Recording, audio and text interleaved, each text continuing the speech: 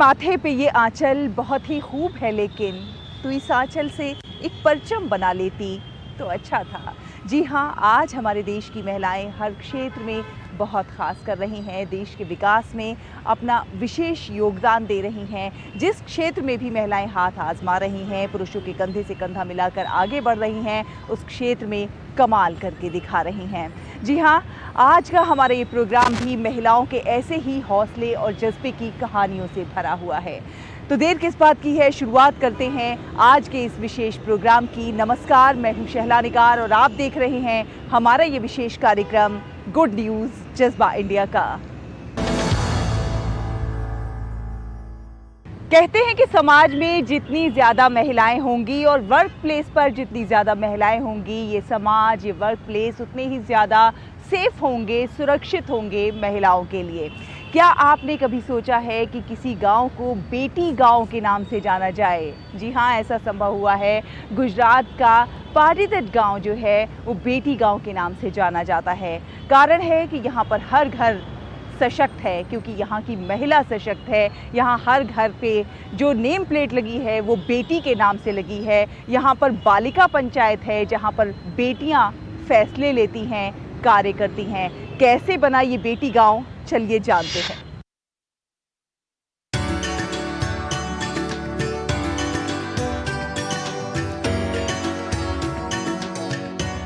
क्या आपने कभी सोचा है कि कोई गांव बेटी गांव के नाम से जाना जाए? जी हाँ, ये सच हुआ है। गुजरात के राजकोट जिले में गोंडल तालुका का पाटीदट गांव अब बेटी गांव है। इस गांव के रहने वाले लोग भ्रूण हत्या को रोकने के प्रति सजग हैं और बेटियों को समान अधिकार दिलाने का जज्बा रखते हैं। ये एक ऐसा गांव है जहां घरों में बेटियों की संख्या ज्यादा है।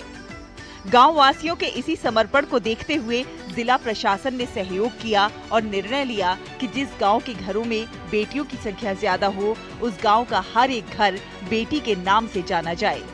और इस तरह इस गांव के 270 घरों के द्वार पर बेटी के नाम की नेम प्लेट लगाई गई है। ये माताएं खुश हैं और गौरवान्वित भी कि उनकी बेटी के नाम से अब उनका घर पहचाना जाएगा।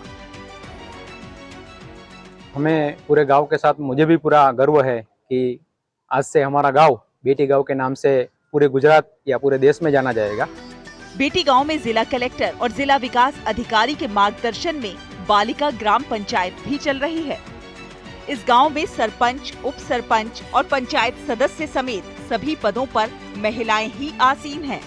और ये केवल नाम के लिए पदों पर आसीन नहीं है, बल्कि अपने सभी कामों को बखूबी अंजाम दे रही हैं। ये कोशिश है सोच बदलने की। इस प्रयास से बेटियों का हौसला बढ़ा है और वो पूरे गांव का नाम देश भर में रोशन करने के लिए तत्पर हैं। मुझे ये गर्व है कि आज से मेरे घर पर मेरी बेटी माही होरा के नाम की प्लेट लगी है। अब तक इस गांव को बेटी के नाम से जाना जाएगा। आपसे पाटीदट गांव गुजरात राज्य का पहला ऐसा गांव है जो अब बेटी गांव के नाम से जाना जाएगा। गुड न्यूज़ जज्बा इंडिया के लिए गुजरात के राजकोट से ऋषि दवे की रिपोर्ट, डीडी न्यूज़।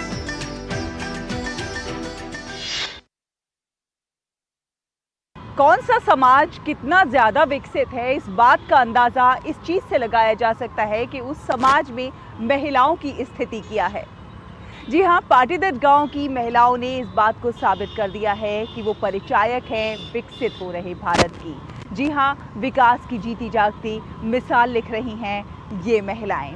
अब आपको लेकर चलेंगे हरियाणा के कैथल और दिखाएंगे महिलाओं का मानवता के लिए जज्बा। दिखाएंगे किस प्रकार वो भूखों को भोजन करा रही हैं, मानवता की जीती जागती मिसाल पेश कर रही हैं।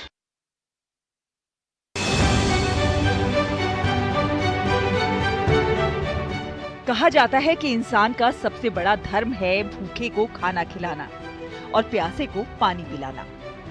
मानवता के इसी धर्म को निभा रही हैं हरियाणा के कैथल की कुछ महिलाएं, जो शहर की झुग्गी झोपड़ियों और मलिन बस्तियों में रहने वाले लोगों को पौष्टिक और स्वादिष्ट भोजन प्रदान कर रही हैं।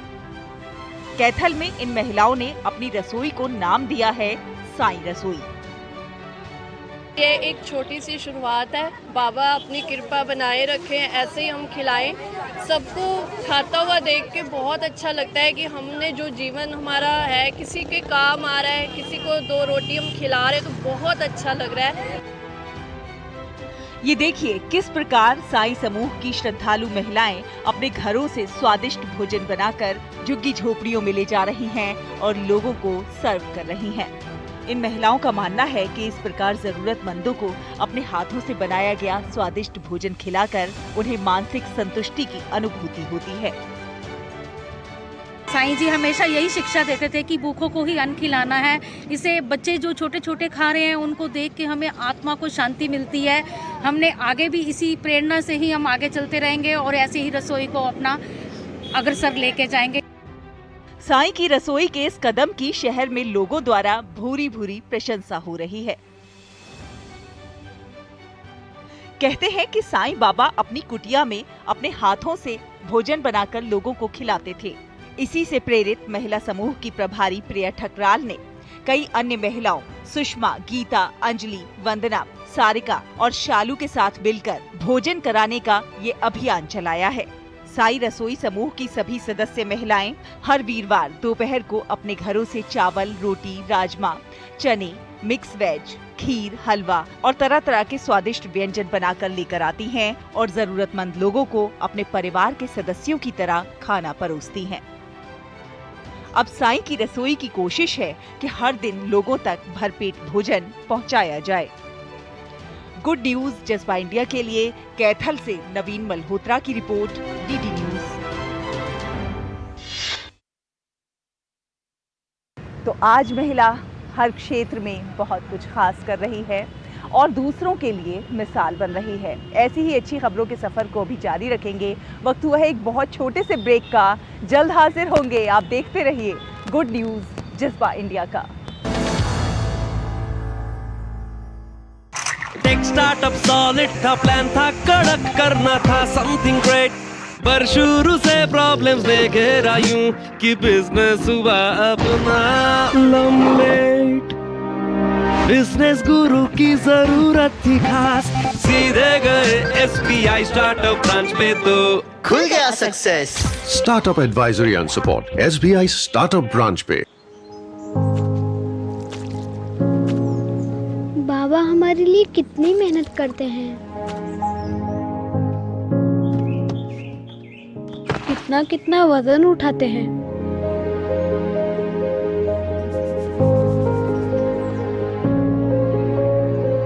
कितना पसीना बहाते हैं।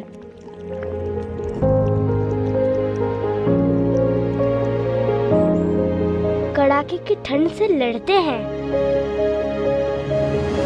हमें मजबूत बनाते हैं बाबा। पर बाबा को मजबूत कौन बनाता है? मोदी जी। 1.5 गुना MSP देकर, किसान सम्मान का उपहार देकर, ऑनलाइन मंडियां खोलकर, फसल बीमा का कवरेज बढ़ाकर, नैनो यूरिया की बड़ी ताकत देकर, बीज से बाजार तक मजबूत कड़ी जोड़कर। मेरे बाबा मजबूत तो देश मजबूत। Thank you Modi ji. सशक्त किसान, मोदी सरकार की गारंटी। पॉलिसी बाजा करा जिदुषा होके नो हिताकुशी। समझ में आया? मैंने कितनी बार हिंदी में समझाया कि पॉलिसी बाजार से कंपेयर करके कार इंश्योरेंस पे 8,000 रुपए तक बचा सकते हो, पर कुछ लोगों को अभी तक समझ नहीं आया, तो मैंने सोचा जापानी में समझा देता हूँ। सायोनारा। लाइफ में फाइनेंशियल आजादी के लिए NPS जरूरी है। रिटायरमेंट में फाइनेंशियल आजादी रहे जारी, NPS से आज ही करे तैयारी। NPS जरूरी है। तुझे तगड़ा इंसेंटिव मिला है, क्या प्लान है? सोच रहा हूँ गवर्नमेंट सिक्योरिटीज में इन्वेस्ट करूं। बिल्कुल सही सोच रहे हैं आप। अब गवर्नमेंट सिक्योरिटीज में इन्वेस्ट करना आसान हो गया है। पर कैसे? RBI रिटेल डायरेक्ट स्कीम में बिना ब्रोकर के आप इन्वेस्ट कर सकते हैं और आपको आपकी पूंजी पर मिलेंगे रिटर्न्स। RBI पोर्टल पर जाइए, मुफ्त में अकाउंट खोलिए और अपने बैंक खाते से सीधे पैसे इन्वेस्ट कीजिए। सुरक्षित, आसान। रिटायरमेंट के बाद मैं भी यही इन्वेस्ट करूंगा। बहुत सही कह रहे हैं आप। RBI कहता है जानकार बनिए, सतर्क रहिए। मोदी सरकार की गारंटी, कोई नहीं रहेगा भूखा। हर महीने 80 करोड़ लोगों को मिल रहा है मुफ्त राशन। हमारा संकल्प, विकसित भारत। समय पर अपने एडवांस टैक्स का भुगतान करने से आप देश में कई परिवर्तन ला सकते हैं, जैसे कि आपके टैक्स से बनी ये मेट्रो जो विशाल जैसे कई लोगों की उनके कार्यस्थल तक समय पर पहुंचने में मदद करती है। गांव शहर में उभरती कंपनियां जिनसे सविता जैसे अनेक युवा और युवतियों को रोजगार मिलता है। हर जिले में बने आधुनिक स्कूल जिससे सुनीता जैसे कई बच्चे चांद पर पहुंचने का सपना देखते हैं। देश की प्रगति को गति देना आपके ही हाथों में है, क्योंकि बनेगा तो ही बढ़ेगा इंडिया। अपने एडवांस टैक्स की आखिरी किश्त 15 मार्च 2024 तक जमा करें, जिससे आप भी देश के विकास में भागीदार बनेंगे। अधिक जानकारी के लिए www.incometax.gov.in पर लॉगिन करें। प्रत्येक आयकरदाता एक राष्ट्र निर्माता। गर्मियों में जब तापमान 40 डिग्री पार करने लगे, ऐसे में ठंडे घर सिर्फ आराम ही नहीं, जीवित रहने के लिए भी अनिवार्य हो गए हैं। हम सभी कम लागत वाले शीतलन के आसान तरीके अपना सकते हैं, जैसे सोलर रिफ्लेक्टिव सफेद पेंट, ठंडी छत तकनीक, वायु रोशनी संचार और क्रॉस वेंटिलेशन, थर्मोकॉल इंसुलेशन, होलो ईंटें, छत पे घास की गठरी रखना या बेल लगाना। अगर आप नई इमारत बना रहे हैं तो सादी दीवारों की जगह कैविटी दीवार तकनीक का उपयोग करें। जाली वाली और छिरोकेदार दीवारें धूप को रोकती है और वायु प्रवाह बढ़ाती है। रंग रोगन के लिए चूना या मिट्टी जैसी प्राकृतिक चीजों का इस्तेमाल करें। कांच का उपयोग कम करें। घर के आसपास स्थानीय पेड़, लता वाली हरी दीवारें तथा इंडोर पौधे गर्मी को मात देते हैं। अमल करने से पहले विशेषज्ञ की सलाह लें। जीवन में ठंडक लाएं, घर को स्वर्ग बनाएं। NDMA एवं IIPHG द्वारा जनहित में जारी। ये जरूरी नहीं कि उजाला सिर्फ चिरागों से ही हो, शिक्षा से भी होते हैं कई घर रोशन। और इस रोशनी में चार चांद तब लग जाते हैं जब शिक्षक के रूप में पढ़ाने वाली होती हैं हमारी गृहिणियाँ। तो ऐसे ही आपको एक शिक्षण कार्यशाला में आपको लेकर चलते हैं, एक संध्याशाला में आपको लेकर चलते हैं, जहाँ खुले आसमान के नीचे शिक्षा की लौ जला रही हैं हमारी गृहिणियाँ।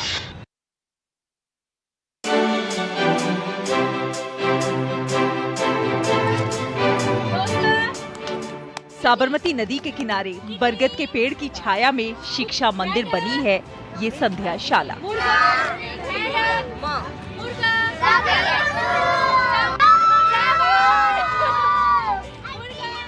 खिलखिलाते चेहरों और नन्हे कदमों के साथ जिंदगी को जीने चले हैं हम। किताबों से दोस्ती कर नाचते गाते जिंदगी को जीने चले हैं हम।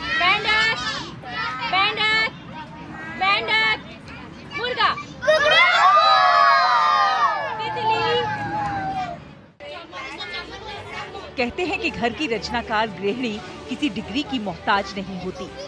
मैनेजमेंट से लेकर प्लानिंग तक और पैसों से लेकर पढ़ाई तक का ध्यान रखती ये हाउसवाइफ्स एक बेहतर शिक्षक हैं, जिसका उदाहरण है ये संध्याशाला। यहाँ साबरमती रिवर फ्रंट पर बस्तियों में रहने वाले गरीब बच्चों की चहेती शिक्षक बनी है ये गृहिणियाँ। घर की सभी जिम्मेदारियों को पूरा कर अपना वक्त निकाल इन मासूम बच्चों को मुफ्त में शिक्षा देने का काम कर रही हैं। संध्याशाला से शुरू से ही जुड़ी हुई हूँ। हमने जब से स्टार्ट किया है, इसको हो गए 8-9 साल, तब से हम जुड़ी हुई हूँ। और ये यहाँ पे आने का मेरा मकसद यही है कि इन बच्चों को हम कुछ सिखा सके। नानी तेरी मोरनी को मोर ले गए, बाकी जो बचा था काले चोरे गए। मैं बड़ी होके पुलिस बनूंगी। इन मासूम आंखों में पलते सपनों को उड़ान देकर किताबी शिक्षा को रोचक तरीकों और प्यार से पढ़ाती ये गृहिणियाँ इनकी शिक्षक के साथ साथ इनकी दोस्त भी हैं। और इसी वजह से स्कूल में 7 घंटे पढ़ने के बाद भी इन बच्चों को यहाँ आना पसंद है। रंग, जाति, धर्म सभी भेदों को भुलाकर केवल शिक्षा के रंग में डूबकर ये बच्चे पढ़ लिखकर अपने माँ बाप के वो हर सपने पूरा करना चाहते हैं जिसका ख्वाब कभी उन्होंने देखा था। और इसीलिए ये संध्याशाला आर्थिक रूप से कमजोर इन परिजनों की चिंता का हल बनी है। ये तो बस शुरुआत है, यहाँ से आगे निकलकर अभी तो कई मुकाम हासिल करने हैं। अमीरी गरीबी की दीवार को लांघकर आगे बढ़ती शिक्षा जीवन में ऐसे बदलाव लाती है जो सफलता की ओर आगे कदम बढ़ाते हैं। आत्मविश्वास और सेवा के भाव से की गई इन गृहिणियों की ये पहल शिक्षा से इन बच्चों के जीवन को सकारात्मकता की ओर ले जाने का काम करेगी। DD news.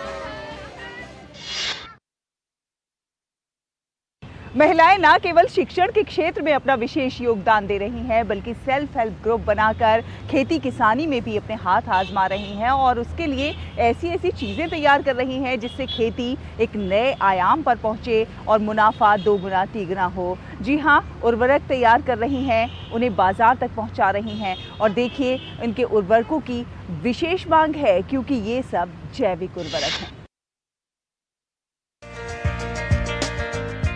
निबिया बेगमपुर उत्तर प्रदेश के सैकड़ों दूसरे गांवों की तरह है, लेकिन इस गांव ने कुछ ऐसा किया है जो इसे बाकी गांवों से अलग बनाता है।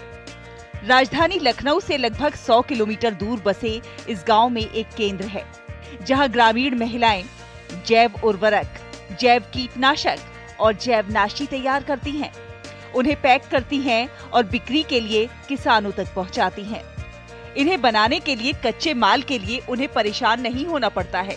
ये सब उन्हें अपने आसपास ही मिल जाता है, जैसे गाय का गोबर, नीम की पत्तियां और कई तरह के औषधीय पौधे। जैव उर्वरक को जहां मिट्टी की संजीवनी कहा जाता है, तो वहीं जैवनाशी को पौध रक्षक कहते हैं। इस नए उद्यम के पीछे जिस संगठन की मेहनत है, वो है उन्नति जैविक इकाई।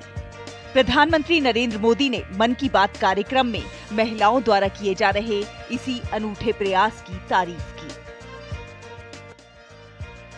दरअसल ये 22 महिलाओं का एक स्वयं सहायता समूह है, जिसने बहराइच जिले में 2 ऐसे केंद्र स्थापित किए हैं जिन्हें बायो इनपुट रिसोर्स सेंटर के रूप में जाना जाता है।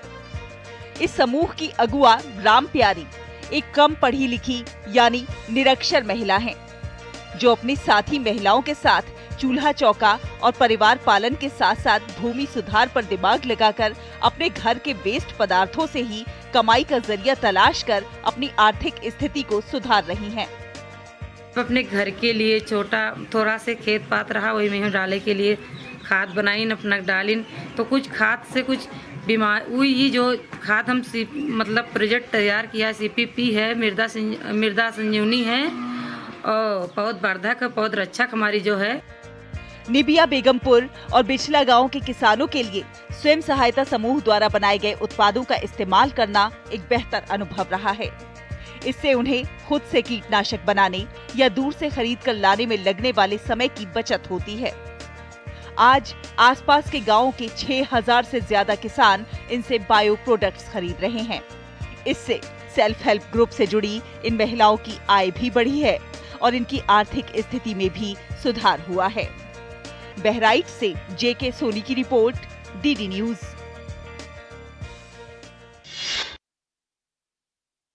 और अब आपको मिलवाते हैं आदि क्वीन ऑफ हर्ब्स यानी यानुंग जामोह लेगो से, जिन्होंने आदि समुदाय की पारंपरिक चिकित्सा पद्धति को पुनर्जीवित करने का प्रयास किया है, काम किया है और वो लोगों के लिए प्रेरणा बनी है, मिसाल बनी है। वो लोगों के स्वास्थ्य के दृष्टि से उन्होंने बहुत सारे काम किए हैं और इसीलिए आज लोग उनके जज्बे को सलाम कर रहे हैं।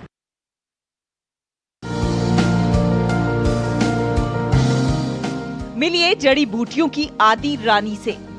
ये है अरुणाचल प्रदेश के पूर्वी सियांग जिले की रहने वाली यानुंग जामोह लेगो।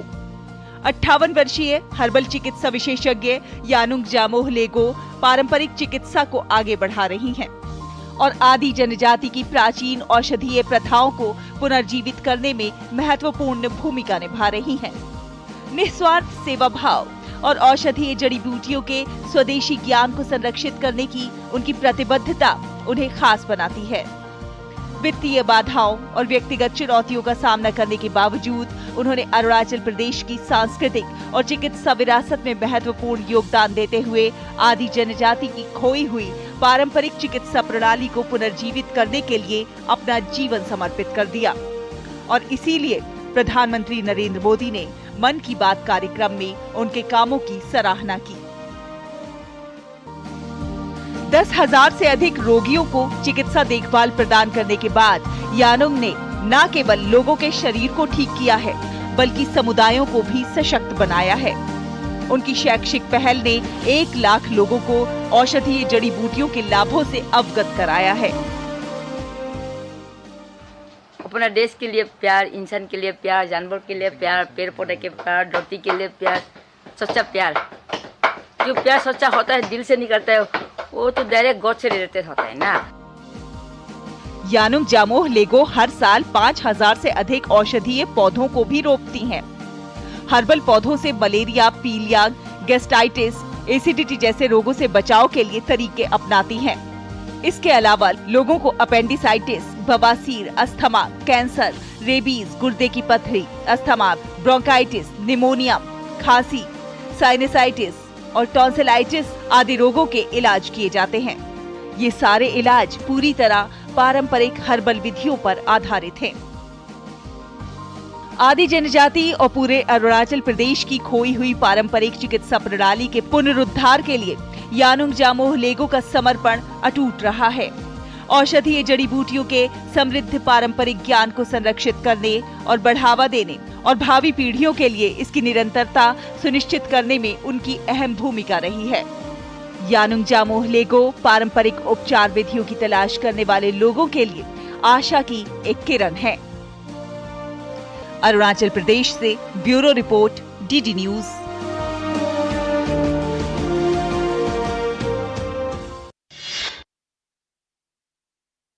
रुकेंगे एक और छोटे से ब्रेक के लिए। ब्रेक के उस पार अच्छी खबरों का ये सफर अभी जारी रहेगा। आप देखते रहिए गुड न्यूज जज्बा इंडिया का।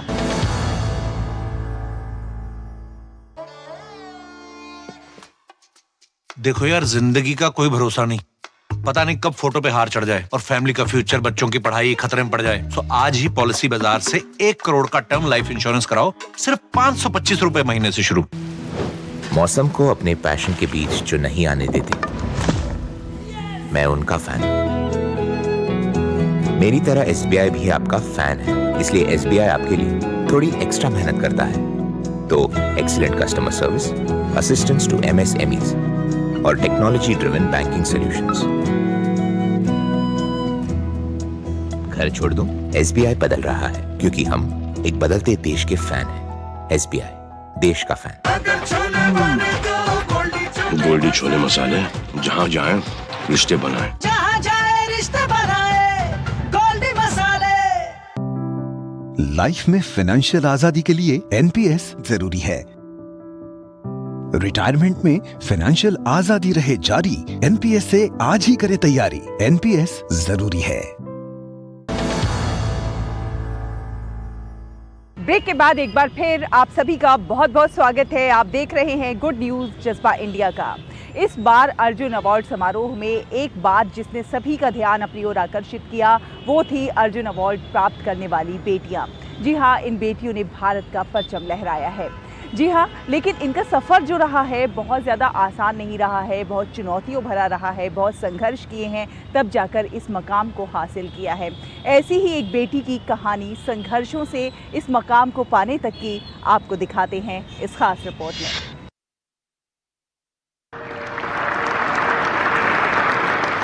किसी भी खिलाड़ी को अपनी पहचान बनाने के लिए कड़ा संघर्ष करना पड़ता है और उसके संघर्ष की कहानी तभी सामने आती है जब वो एक मकाम हासिल कर लेता है। खेल पुरस्कार पाने वाले खिलाड़ियों की कहानियां भी किसी प्रेरणा से कम नहीं हैं। इस बार अर्जुन अवार्ड हासिल करने वाली खो-खो की कैप्टन नसरीन शेख दिल्ली की शकूरपुर की तंग गलियों में एक कमरे के छोटे से मकान में अपने माता पिता और भाई बहनों के साथ रहती हैं। नसरीन के पिता मोहम्मद गफूर बाजार में पटरी पर बर्तन की दुकान लगाते हैं। 23 साल की ये खो-खो खिलाड़ी अर्जुन अवार्डी नसरीन शेख ने अपने जीवन में घोर आर्थिक तंगी का सामना किया है। कई व्यक्तिगत चुनौतियां भी झेली हैं, लेकिन कभी भी अपने सपनों की उड़ान की राह में इन्हें बाधा नहीं बनने दिया। मैंने ये गेम इसलिए चुना क्योंकि इसमें एंडोरेंस, स्पीड, एजिलिटी जो किसी और गेम में हमें मतलब हम खो खो वाले किसी भी गेम को पार्टिसिपेट कर सकते हैं अगर हम खो खो खेल रहे हैं तो। और ये तो वैसे भी हमारे माटी का गेम है, हमारे इंडियन गेम है ये। नसरीन का नाम उस समय सुर्खियों में आया जब साल 2019 में हुए दक्षिण एशियाई खेलों में उनकी कप्तानी में भारत ने गोल्ड मेडल जीता। अब तक नसरीन लगभग 35 नेशनल और 2 इंटरनेशनल खेलों में शिरकत कर चुकी हैं।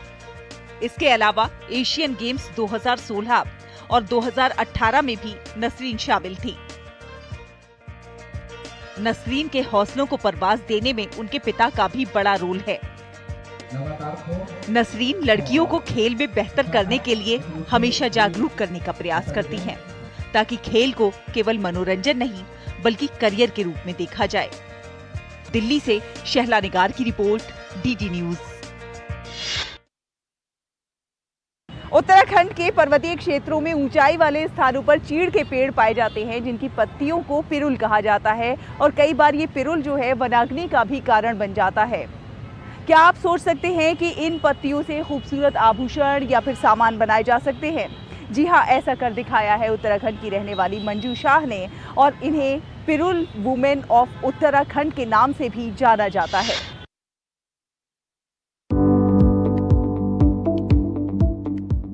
आज हम आपको मिलवाने जा रहे हैं उत्तराखंड की एक ऐसी मेहनती महिला से, जिन्होंने कभी अपशिष्ट माने जाने वाले और जंगल के लिए अभिशाप कहे जाने वाले पिरुल से बेहतरीन उत्पाद बनाकर स्वरोजगार की दिशा में कदम आगे बढ़ाए हैं।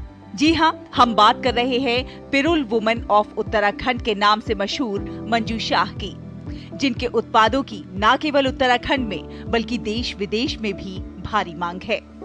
दरअसल चीड़ की पत्तियां पहाड़ों में जगह जगह कचरे का कारण होती थी और ये जंगल की आग का भी सबसे बड़ा कारण बनती थी। इन्हीं चीड़ की पत्तियों का सदुपयोग करने के उद्देश्य से उन्होंने इसे एकत्रित करना शुरू किया। इसके बाद उन्होंने इससे फूलदान, टोकरियां और कटोरे आदि बनाना शुरू कर दिया। फिर क्या था, उन्होंने पिरुल से ही गोल टोपी, बैठने की सीटें और डोरमैट भी बनाए। धीरे धीरे उनके उत्पाद बिकने लगे और भारी संख्या में बाजार से डिमांड्स आने लगी। इस मांग को देखते हुए उन्होंने गांव की अन्य महिलाओं को भी पिरुल से विभिन्न उत्पाद बनाने का प्रशिक्षण देना शुरू किया। ये उनके अथक प्रयासों का ही नतीजा है कि आज गांव की अन्य महिलाएं और बेटियां अपनी आर्थिक स्थिति को मजबूत करने में कामयाब हुई हैं। उत्तराखंड से bureau report, DD news.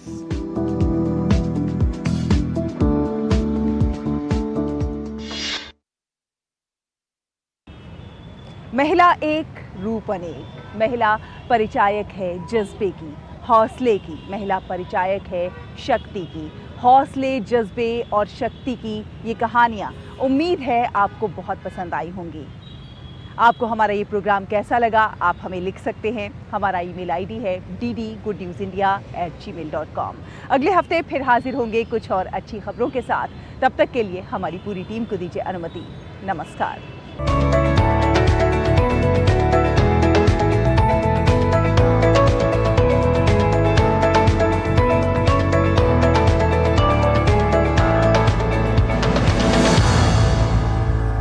Good news जज्बा इंडियाचे प्रायोजक थे वंडर सीमेंट।